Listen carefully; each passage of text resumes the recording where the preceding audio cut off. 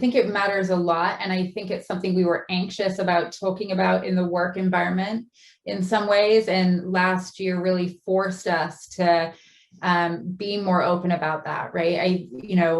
All of a sudden we were all at home and, there were kids running behind, which, could still happen today, or dogs on laps or, whatever it is you see behind people, and that was true of the most junior person in your team and the most senior executive. And so a lot of the facade of professionalism and leadership was stripped away, and everybody really showed up much more authentically as humans. And that relationship, I think, was critical.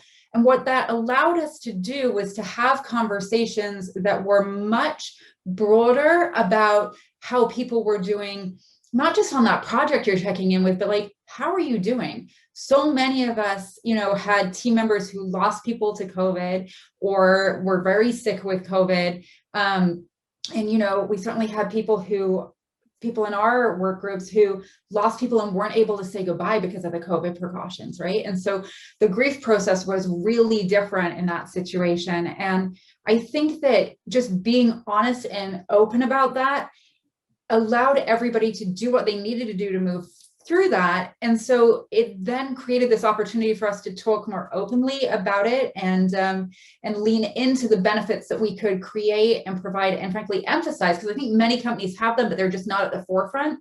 To really say, here are the things we're doing to help you and your loved ones in this time of immense struggle. And it wasn't just COVID, right? There was societal unrest, there were, police shootings and all this. I mean, it was just one thing after another. And it was a lot to ask of our teams to be focused on work. So by taking a step back and saying, like, we want to create space for that, I think that made a big difference.